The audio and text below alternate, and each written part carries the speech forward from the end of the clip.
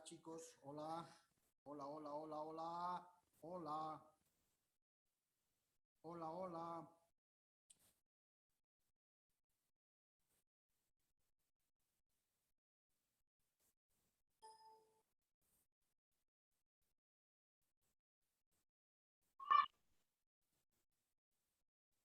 Buen día, Sandra. Buen día, Daniel. ¿Cómo me escuchan, chicos?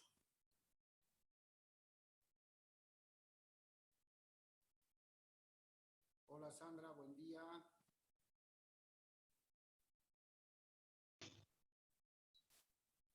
¿Cómo me escuchan, jóvenes? ¿Quién me escucha o no me escuchan?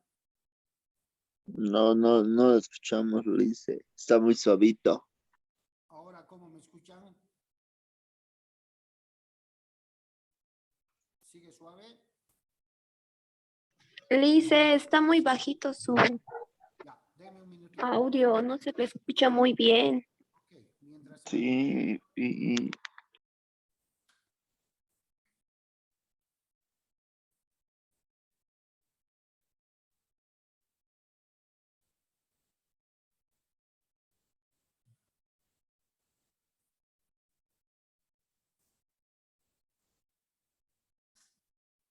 Ahora, ¿cómo me escuchan, chicos?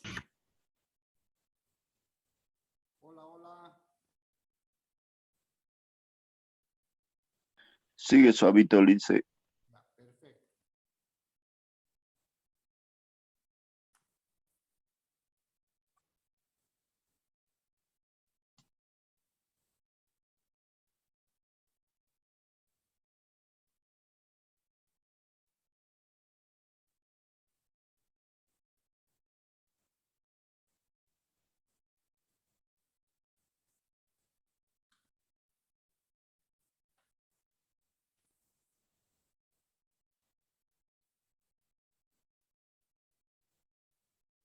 Hola, hola, chicos. Ahora, ¿cómo me copian? Bajito, Lice. ¿Qué bajito? Sí, dice, no se le escucha bien. Ya, ahorita vamos a corregir ese tema. Que se vayan conectando los compañeros. ¿Me siguen escuchando bajito o mejor? Bien bajito está, Lice. Más bajito que el anterior vez. Ya, perfecto. Denme un minuto.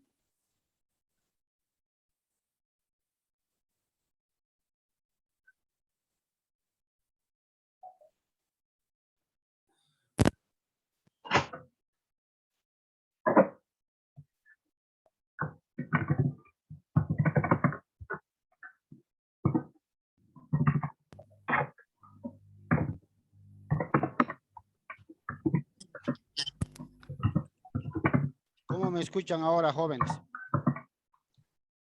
Ya se escucha bien, Lice. ¿Ahora sí? Sí, Lice. A ver, háblenme para que yo los escuche. Hola, licenciado. Perfecto. Vamos a trabajar así. Ahora sí me copian perfectamente, ¿cierto? Sí, Lice. Bien, bienvenidos a todos. Muy buenos días, chicos. Se siguen conectando. Recordarles, como siempre, que no olviden, por favor, registrarse en el chat. Ya estamos, ya se nos ha facilitado o se nos está facilitando las listas oficiales, cosa de que yo pueda extraer del chat los nombres con las asistencias correspondientes. Bien, el día de hoy vamos a continuar con el avance de tema. Recuerden ustedes que nos quedamos en las fuentes del derecho del trabajo, precisamente en la costumbre, veníamos viendo la costumbre. Siempre reiterarles de que en materia legal, en materia de derecho, la costumbre, no toda costumbre es considerada fuente del derecho, ¿ya? No toda costumbre. Resulta que en materia legal o en materia de disciplinas jurídicas, pues se va a tomar como costumbre y especialmente en materia laboral, ¿no? Y esto concierne también a la parte empresarial, a la parte empleadora, se va a tomar siempre todas aquellas actuaciones, tradiciones, actos repetitivos que van a generar siempre una ley, pero una ley que no va a estar escrita, sino que a través de esa reiteración, de esas repeticiones, ¿cierto? Se va a volver una norma que todos van a cumplir sin estar escrita. Un ejemplo que quería ponerles, creo que ya estamos todos, un ejemplo que quería ponerles práctico, voy a compartir la diapositiva, con respecto a la costumbre en materia laboral, tiene que ver con, por ejemplo,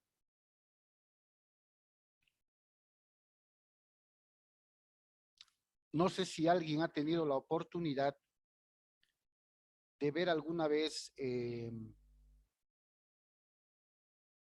al personal del municipio. A las 10 de la mañana, pueden visualizar la diapositiva, ¿no, chicos? Sí, listen. Perfecto. Se van a fijar alguna vez a las 10 de la mañana,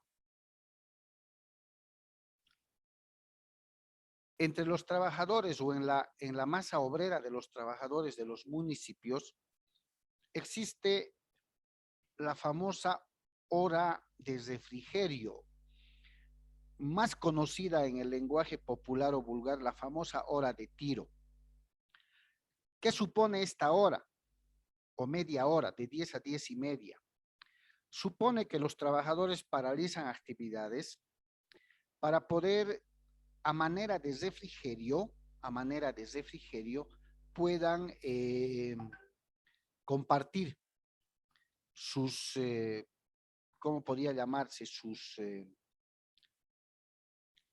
Sus comiditas, sus tapequitos, como le llaman ellos, compartir entre ellos o en su caso,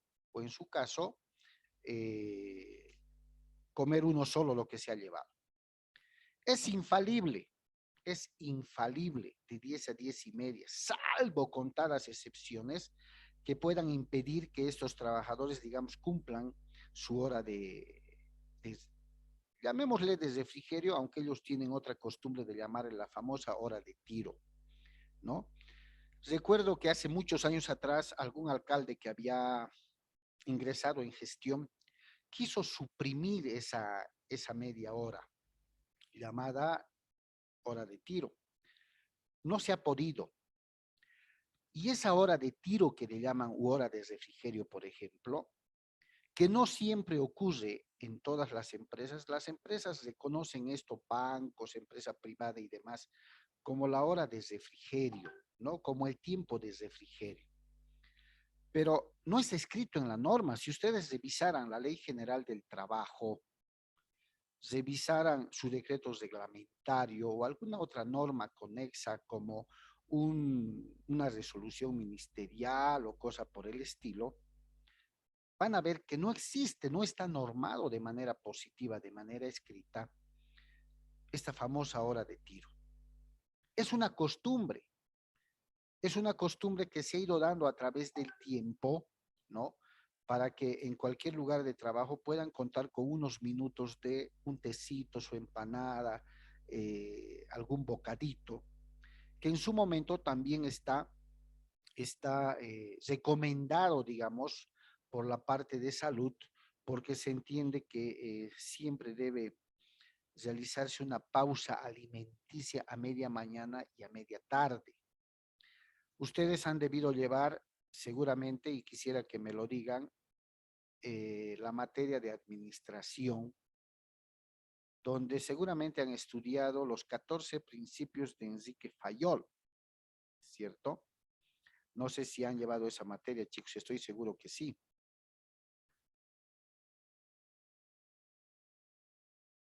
¿Se acuerdan haber llevado? ¿O no? ¿Alguien se acuerda? Sí, licenciado, hemos llevado en administración uno. ¿Cuántos principios ha plasmado Enrique Fayol?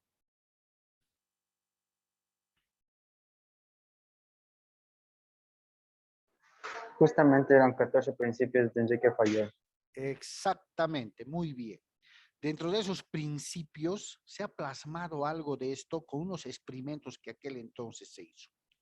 Pero volviendo al tema central, vamos a entender desde el ámbito laboral que la costumbre en este ámbito laboral van a ser aquellas actuaciones, conductas, repeticiones reiteradas que se transmiten de generación en generación y que básicamente hacen ley. No una ley escrita, pero por la costumbre, porque siempre se ha hecho así, se mantiene en el tiempo. Y créanme que en materia laboral, la costumbre hace ley. Las vamos a ir estudiando de a poco a medida que vayamos avanzando los temas. Otra de las fuentes del derecho del trabajo, la legislación comparada. Legis quiere decir ley, legislar, hacer ley. Comparar, cotejar, ¿cierto? La legislación comparada viene a ser una fuente del derecho del trabajo porque nos va a permitir, en el hipotético caso de que nuestra norma laboral no contenga alguna normativa, algún artículo para tratar y resolver algún asunto, nos va a permitir, mediante la legislación comparada, auxiliarnos de otra norma laboral de algún país vecino que tenga situaciones similares a la nuestra y poder revisar su normativa si es que está previniendo algo que la nuestra no lo haya hecho. Entonces, a manera de comparar legislaciones, vamos a poder encontrar similitudes, semejanzas, pero también vamos a encontrar diferencias. Estas diferencias en aquellas situaciones que nuestra ley laboral no haya previsto, nos va a permitir conocer cómo, especulando, la legislación laboral brasileña actúa en esta clase de situaciones. ¿Qué dispone su ley laboral o su código laboral? Entonces, eso nos permite, mediante esta fuente llamada legislación comparada, realizar esta clase de cotejos para poder encontrar una solución a determinado tema. Es una fuente muy usada en todas las disciplinas jurídicas del derecho y el derecho del trabajo no es la excepción. Otra fuente del derecho muy importante, que seguramente ustedes también en la materia de derecho comercial lo han conocido, es la jurisprudencia. La jurisprudencia vienen a ser precedentes legales, líneas de precedente, ya sea judicial o constitucional, que son emitidos por dos altos tribunales de justicia en Bolivia. ¿Alguien podría decirme cuáles son estos dos altos tribunales de justicia en Bolivia? Los dos máximos exponentes tribunales de jerarquía en todo Bolivia. Sobre estos tribunales no hay más otro. ¿Alguien se acuerda? Porque estoy seguro que lo han llevado en derecho comercial. ¿Alguna noción tal vez? ¿Nadie se acuerda, chicos?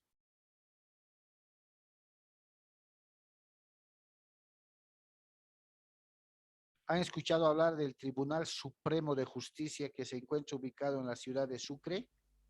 Sí, licenciado. Sí, Luisa. Por ejemplo, y para su cultura general y profesional también, el Tribunal Supremo de Justicia, es la máxima instancia en materia judicial, ¿ya? En cada departamento de nuestro país, como en el nuestro, en Cochabamba, muchos deben conocer el Tribunal Departamental de Departamento Justicia. de Justicia, Exacto, licenciado. exactamente. ¿No? En cada departamento hay un Tribunal de Justicia departamental. El Supremo está en la ciudad de Sucre. Es la máxima instancia en materia judicial. No existe otra que esté encima de esta. ¿Ya? Por eso es...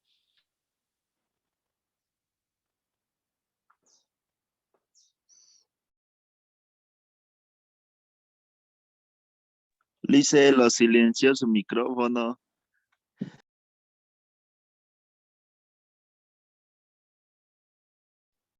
ahora sí me escuchan, ¿cierto?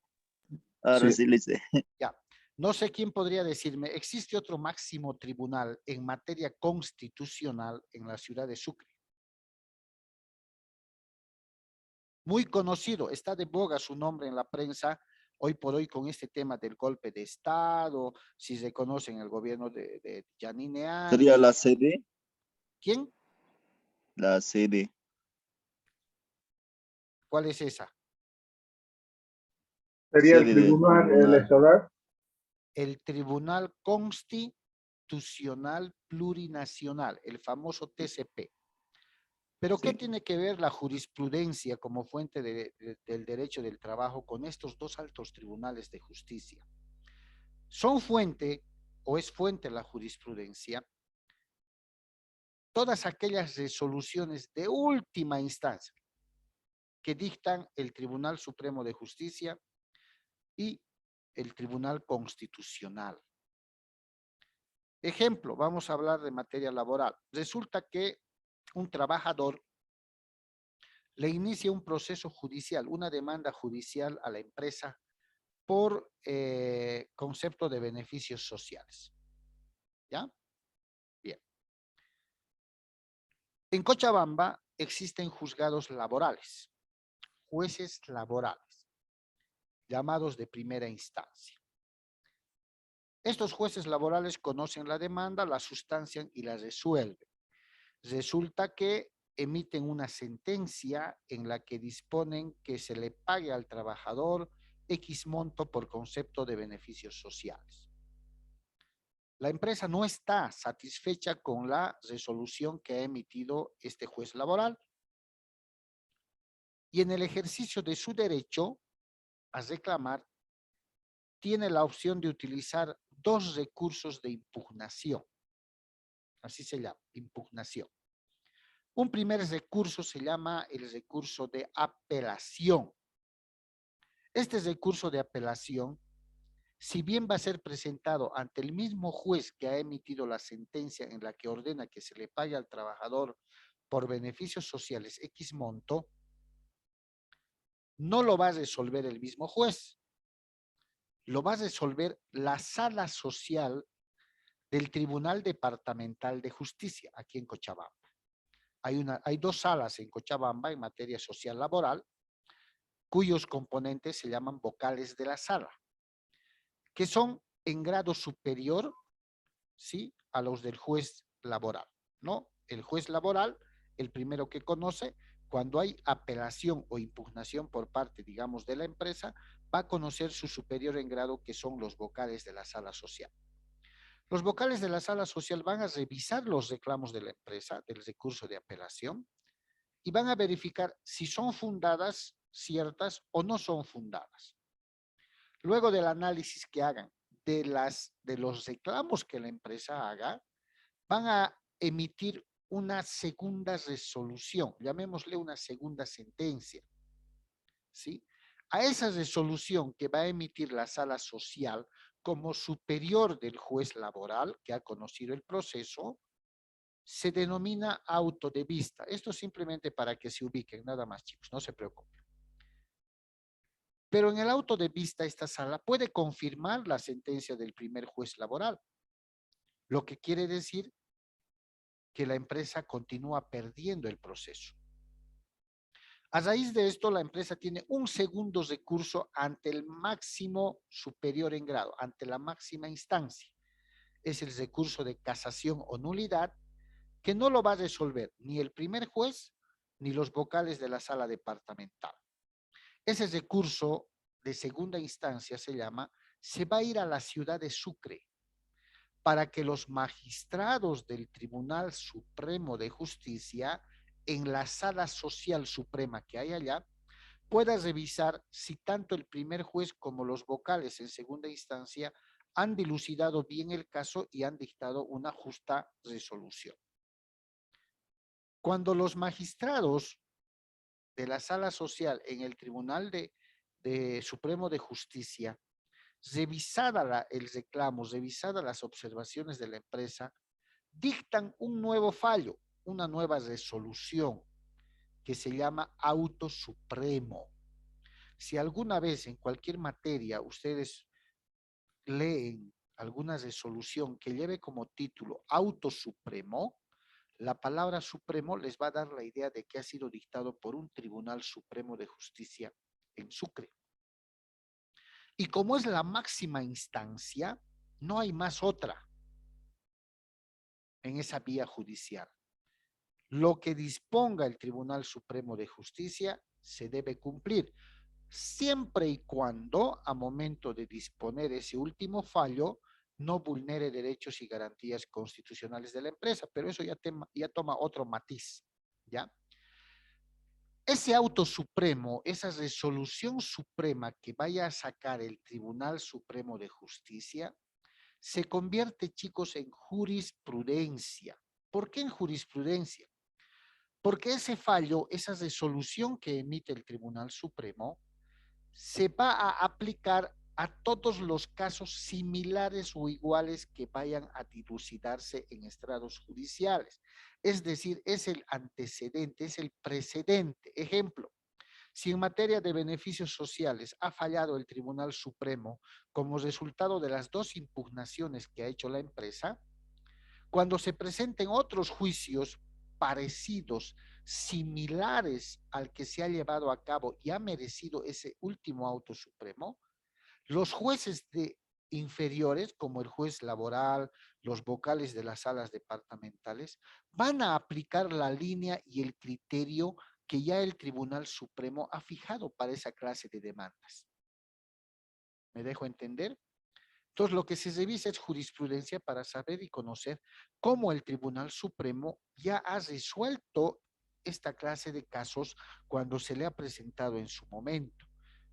Entonces, lo que van a hacer los jueces es aplicar esa jurisprudencia, ese precedente, y obrar de la manera que el Tribunal Supremo ha delineado, ha orientado y ha recomendado que se obre. ¿Ya?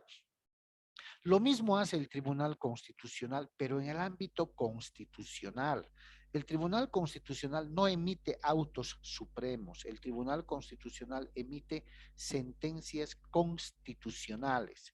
Cuando vean alguna vez alguna sentencia que se denomine sentencia constitucional número 520, quebrado 2020, de fecha tantos, nos está mostrando de que esa sentencia ha sido emitida por el Tribunal Constitucional.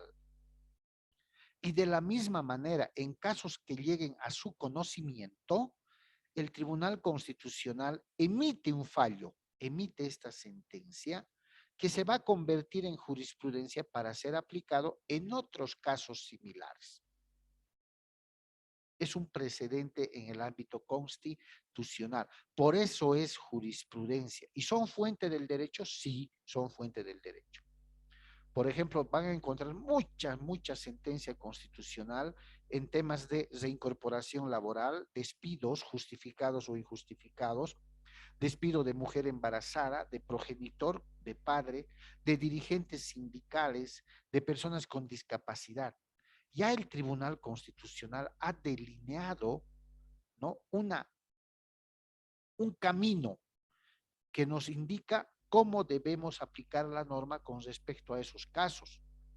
Por ejemplo, hay jurisprudencia constitucional, sentencias constitucionales, que establecen y han interpretado cómo el empleador debe o puede despedir a un trabajador.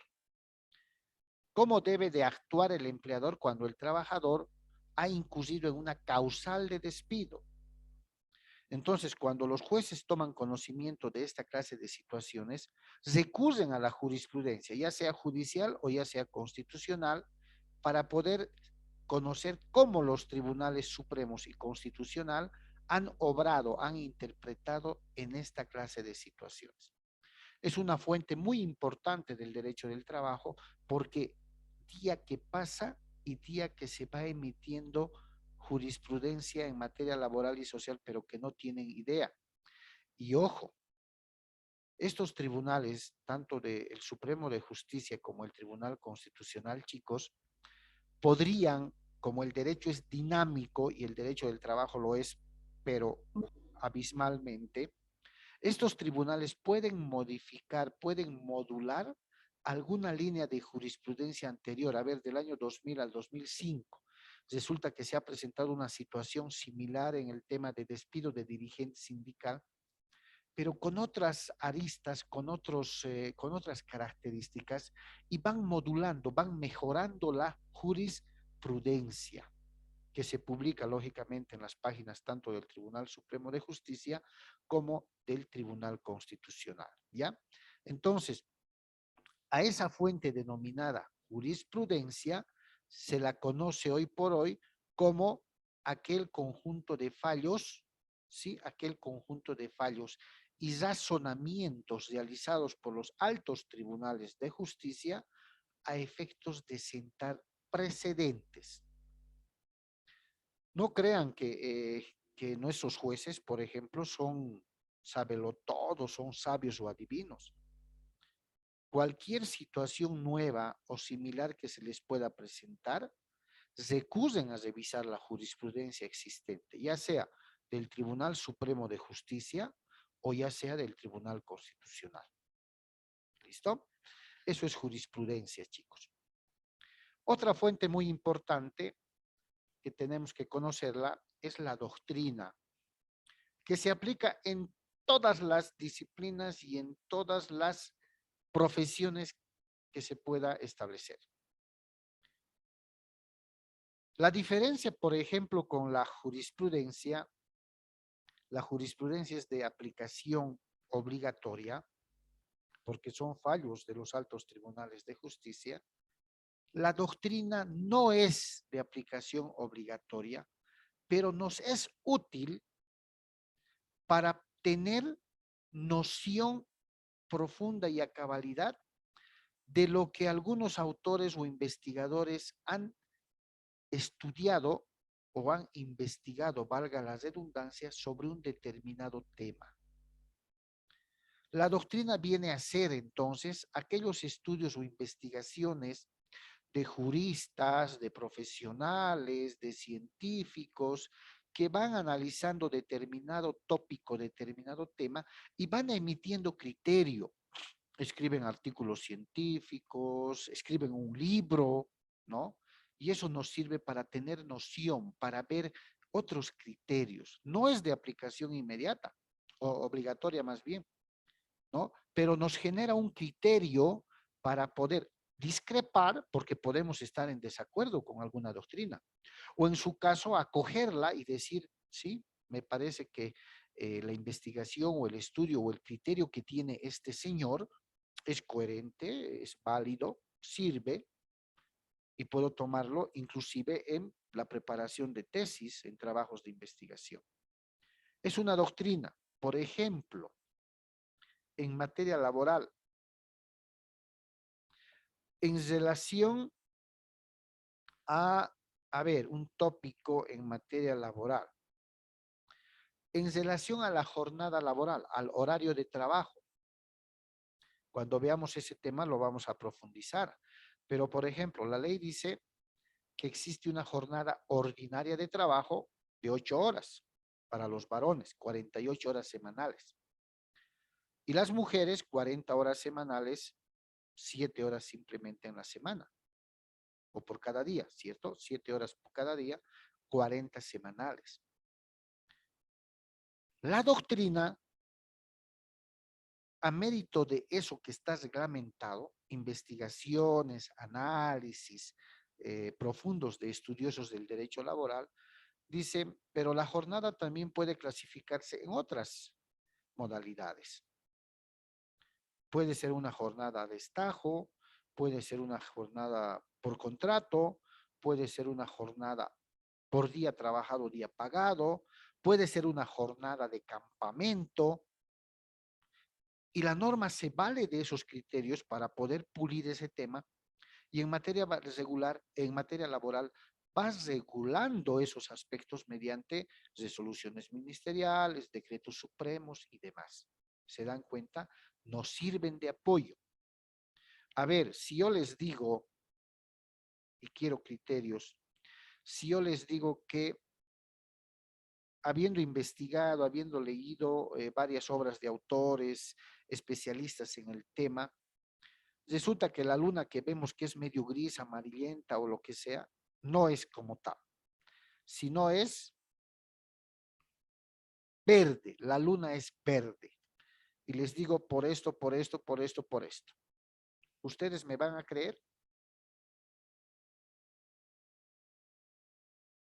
No, licenciado, porque es como al decir, lo que vemos, eso vamos a creer. Ah, bien. Van a mirar la luna y van a decir, imposible, el licenciado está loco, el licenciado. ¿Dónde es verde la luna? Si de aquí la veo gris, medio plomiza, medio amarillenta. Pero yo he hecho un artículo científico explicando por qué la vemos gris, amarillenta, la corteza terrestre, qué sé yo, la atmósfera. Y trato de convencerles de que la luna es verde. ¿Qué tendrían que hacer ustedes para creerme o no creerme? Saber cómo usted lo descubrió. Y para ello, ¿qué van a hacer? Investigar. ¿Qué? Sin miedo, Investigar. chicos. Investigar. Muy bien. Investigar. Exactamente. Más de uno va a decir, a ver, ¿por qué el licenciado dice esto? Empezará a leer, empezará a ver, investigar. Descartará mi criterio, mi artículo. Dice, no, está equivocado. Yo he investigado y la luna no es verde. Parece verde, pero no es. La luna es azul. Y dará su criterio en base a los estudios, en base a las investigaciones. Esa es la doctrina. Puede cambiar a medida que discrepe yo con algún criterio, no esté de acuerdo y me ponga a investigar, me ponga a averiguar y vaya formando mi criterio. Lo mismo pasa en cualquier rama del derecho y en cualquier profesión, en cualquier materia de profesión. Algunos lo llaman paradigmas, ¿no? Hay un paradigma, no estoy de acuerdo que sea lo mismo que doctrina. Los paradigmas cambian, se rompen, perfecto, a raíz de que se va dinamizando la sociedad, las actividades, puede ser. Pero la doctrina la vamos a concebir básicamente como aquellos estudios, aquellas investigaciones hechas por personas especialistas que van sustentando en obras, en artículos su criterio. Puede cambiar, sirven como apoyo, sirven como respaldo teórico. No son de cumplimiento obligatorio, pero nos ayudan mucho para llegar a un puerto. La equidad, sinónimo de equilibrio, ¿sí? Sinónimo de equilibrio. En el papel de empresarios en el que ustedes están, académicamente formándose, chicos, en el papel de empresarios, a ver, ¿cómo podrían determinar el salario de un cargo que han creado en su empresa para que un trabajador o una trabajadora pueda controlar los mensajes que puedan llegar por WhatsApp a la empresa, digamos en la coyuntura que todo se maneja así? ¿Cómo determino el salario como empresario?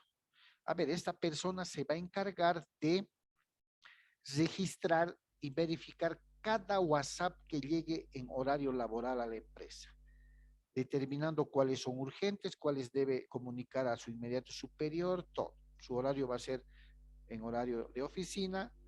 ¿Cómo le calculan el sueldo? ¿Cuál sería el primer parámetro que podrían tomar ustedes?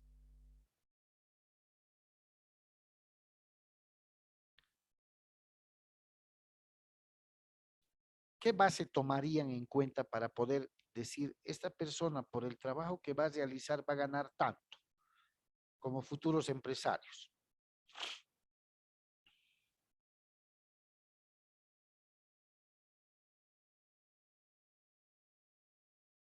Saber en sus conocimientos.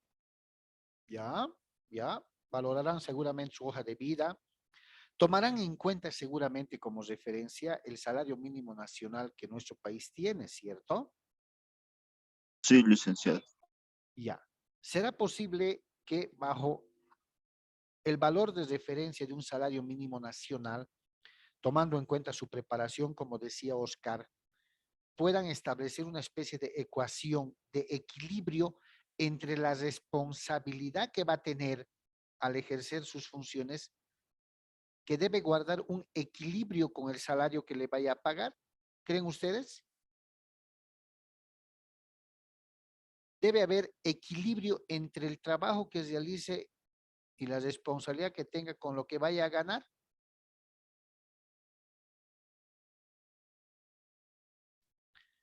Habrá equilibrio si sin discriminar ningún cargo, lógicamente. Si una secretaria gana, por decir, 5,000 bolivianos y el subgerente de área gane 3,500, ¿hay equilibrio? No, dice. ¿Por qué no hay equilibrio? Porque el sugerente tiene más cargo, Y mayor esa habilidad. responsabilidad. ¿Se dan cuenta? Entonces, la equidad como fuente del derecho del trabajo, no solamente en el ámbito salarial, que ha sido un ejemplo, ¿no? En toda la relación empleador-trabajador va a buscar un equilibrio. Tiene que haber equidad. A eso se refiere. Bien, y dentro de otras fuentes del derecho, la doctrina laboral cita, por ejemplo, a los estatutos, a las leyes. La Ley General del Trabajo es una fuente del derecho del trabajo. Los convenios laborales o colectivos a la que los empleadores y trabajadores arriben, resoluciones de procesos arbitrales en materia laboral, los reglamentos internos de trabajo, los tratados internacionales, los convenios, recomendaciones de la OIT, constituyen fuentes del derecho del trabajo. ¿Listo? Bien. Ahora,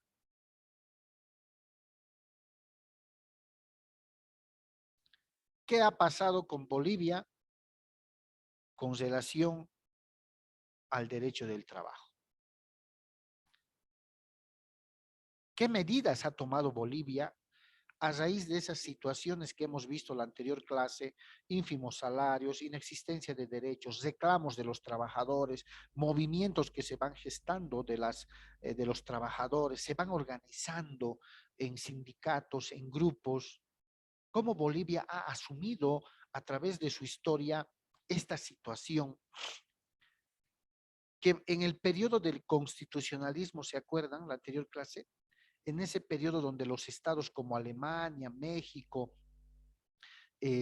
van reconociendo derechos a sus trabajadores y plasmándolos en sus constituciones políticas de Estado, ¿cierto? Allá por 1917, allá por 1919, ¿sí? Van gestando. ¿Cómo Bolivia asume el desarrollo paulatino y acelerado al mismo tiempo del reclamo que los trabajadores hacen para que se les reconozcan derechos? Es algo muy importante que tenemos que conocer en el rol de empleadores que vamos a tener llegado el momento. Si bien México, Alemania, la OIT, el Tratado de Versalles que vimos, se genera allá por 1919, 1917, la revolución de Bolchevique en Rusia, por ejemplo, allá por 1917-19 también, si mal no recuerdo, hacen que los estados europeos vayan reconociendo desde aquellos años derechos laborales y los inscriban en su constitución.